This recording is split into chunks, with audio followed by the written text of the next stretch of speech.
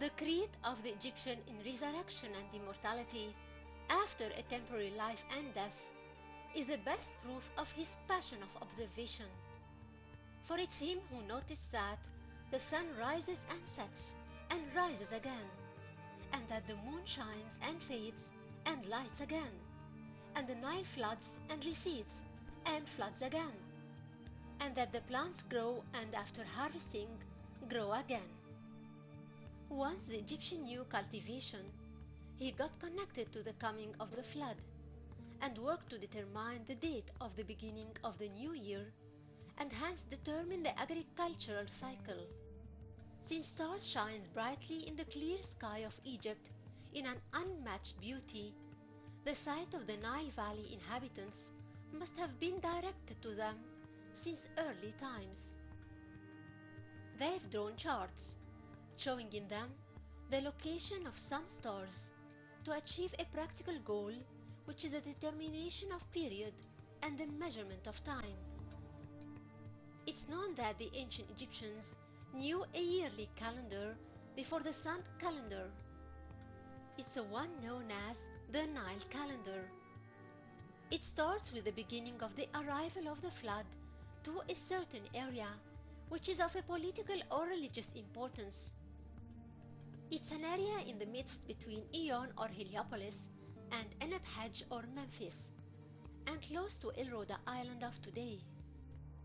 Thus, the Egyptians founded their science of chronology depending on the moon cycle. By time, they noticed that at the dawn of the flood's arrival, a celestial phenomena occurs. It's a continuation of the appearance of the Sirius star, also known as the Dog Star. They have considered that bright star a female and called it Sobdet, and when the phenomena settled in their minds, they deliberately waited for it and called it the bringer of the flood. Throughout the entire Egyptian history, they have considered the day the flood season starts, which coincides with the appearance of the Sirius star at dawn, is the first day of the first months of the first season of the 3 seasons of the year, which is the flood season called Akhet. They determined this day to be the New Year's Day. Then, the Egyptian astronomers calculated the time between the clear appearances of Sobdet star and found they are 365 days, which included 12 lunar months and fractions that didn't reach half a month. So they completed the months to be 30 days. They were left with 5 days, which they considered festival days. The New Year's Day in the ancient Egyptian calendar was on the 19th of July of our Gregorian calendar.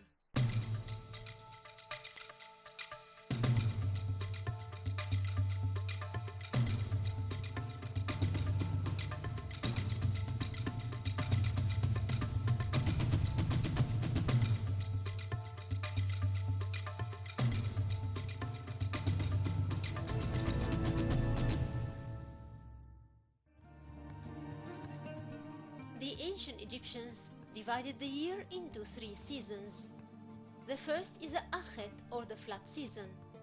It's from the middle of July until the middle of November. During that time, the level of the water was measured in the Nilometers, which exist all over the country at the edges of the temples. It was a very accurate process that was done by the priests of each temple. According to the height of the water level, the flood was judged to be good or bad. A good flood means that agricultural lands will get its need of water and silt, which is a natural fertilizer for the soil. On the other hand, a poor flood wouldn't supply the peasants with these benefits.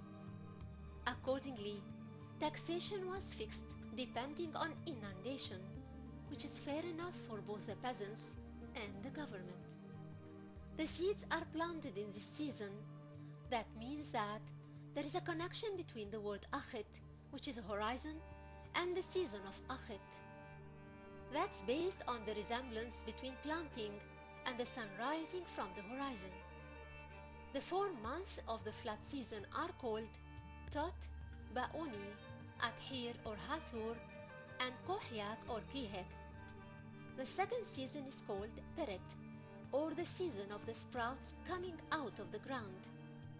It's equal to the winter season and starts from the middle of November and lasts till the middle of March. During that period, the plants came totally out of the ground, which means that it's the season of the germination. The names of these 4 months are in Coptic Tibi, Mechir, Femnuth, and Fermoti. The last season is the summer season, or Shemu. It's from the middle of March till the middle of July. That's when the crop's growing is complete and is harvested, and the land becomes dry. This harvest season had 4 months called in Coptic Bachons, Pini, Epigi, and Mesuri.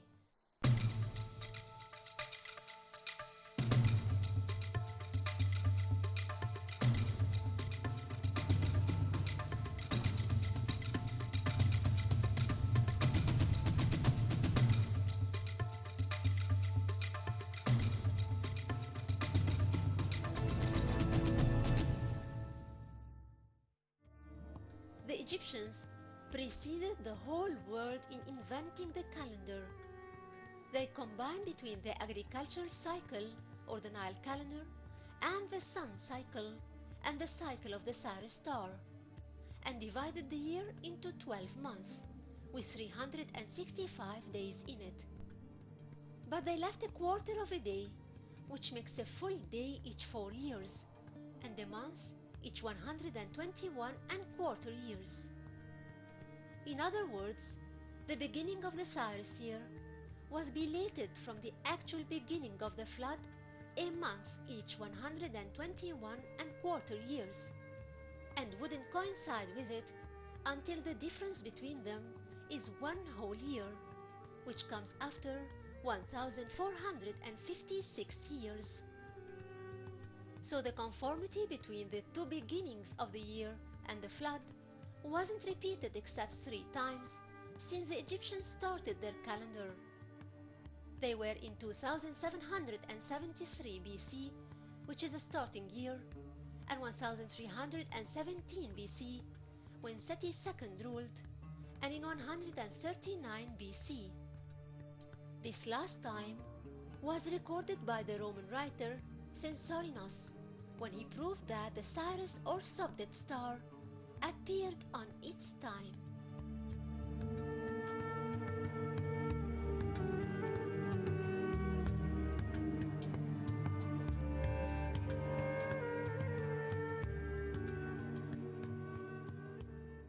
It was known that the Egyptians realized that difference, but didn't avoid it until the decision of Canop, issued by the Convention of the Egyptian Priests in 237 BC, which implied the intent to add a day to the 5 festive days, so that the winter festivities wouldn't come in summer season as a result of the sun's shifting a day each 4 years, and so that the current summer festivals would go back to being winter ones in the future as they used to be. Unfortunately, that adjustment didn't last, and the calendar wasn't adjusted scientifically until the time of the Roman Emperor Augustus in 30 BC, when the Julian calendar appeared, and accordingly, the year became 365 and quarter days.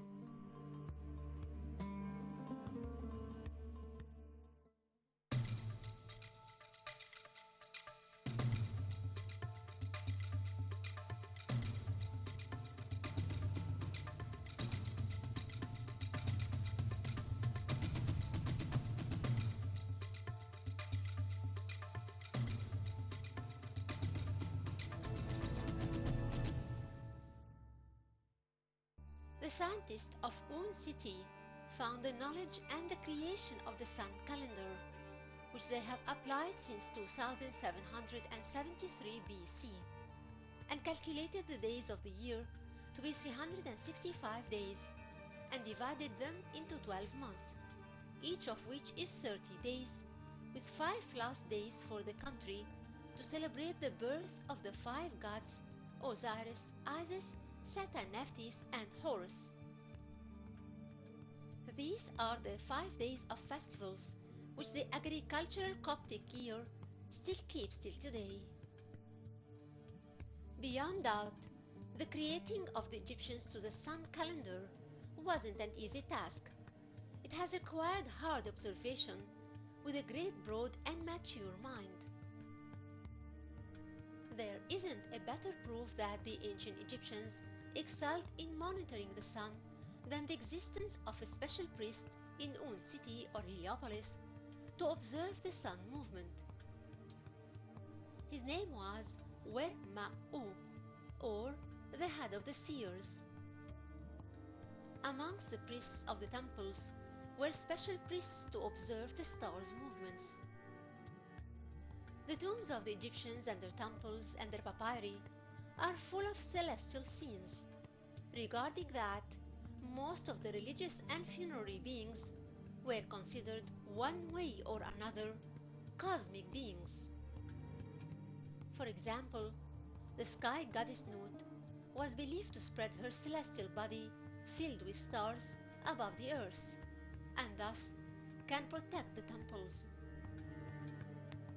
There are texts within the pyramids texts that confirms the belief of the Egyptians that the dead can be born again in the form of pole stars. That led to the depicting of stars on the ceilings and chambers walls of the pyramids where the texts exist. Amongst the text spells, there is a call addressed to Goddess Nut to cover the deceased with her body so that he can have his place amongst the stars of the sky that never decays, and thus gets an eternal life. The astronomical culture of the priests and the Egyptian architects could be proved by early examples from the Second Dynasty, through the ritual of pet chess or the pulling of the rope. It's a ritual that represents the first ritual of the foundation of the temple and setting it into the right direction. It appeared for the first time on a granite rock from the time of King Khâ-Sekhemui in 2686 BC. This method depends on locating the Orion star or the Big Bear by using the tool of knowledge called Merkhet and resembles the astrolabe, which is a tool of stars locating. It was made by the middle branch of the palm reeds, and by using it, the foundations of pyramids and sun temples were determined, coinciding with the 4 cardinal points of the earth.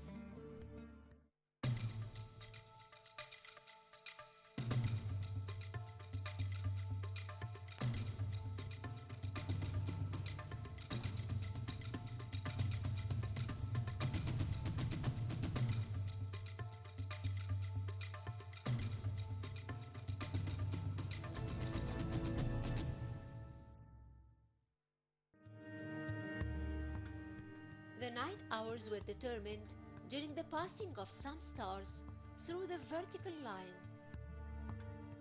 The star's location were fixed according to its position to the body of the priest who does this job. The readings were recorded in lists divided into squares, where the picture of the priest shows him sitting down, surrounded by stars. It's known that the ancient Egyptian word that means hour was marked by a star, which assured that counting the night hours was connected with stars monitoring. The ancient Egyptians monitored the solar and lunar eclipses, and it's said that an Egyptian priest explained to the terrified soldiers of Alexander the Great the cause behind these phenomena. Among the most ancient texts connected to astronomy are the stars' hours, drawn on the covers of the wooden sarcophagi and belong to the Middle Kingdom. These hours are composed of 36 groups of stars, into which the night sky was divided.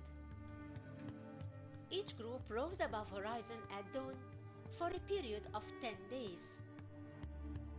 The most shining of them was the Sirius star or Sobdet, which coincided with the beginning of the flood of the Nile, which was a very important celestial event. The Egyptians connected between Sobdet, the bringer of the flood, and goddess Isis, the wife of Osiris, the god of the flood. It's possible that this connection led to the popular tradition that calls the night of the flood the dot night, or the night when Isis cried and spilled tears on her lost husband Osiris, so the flood ran down from these tears. In addition to the stars' hours, star system was used later in the images of temples and stars, starting from Senelmut tomb in West Thebes 1460 BC and the tomb of Ramses IV in the Valley of the Kings, and the ceiling of stars in the Osirion of Abydos in 1290 BC.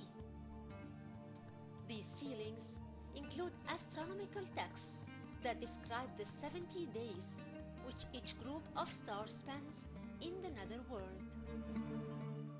We can't help but notice the connection between this period and the 70 days of mummification.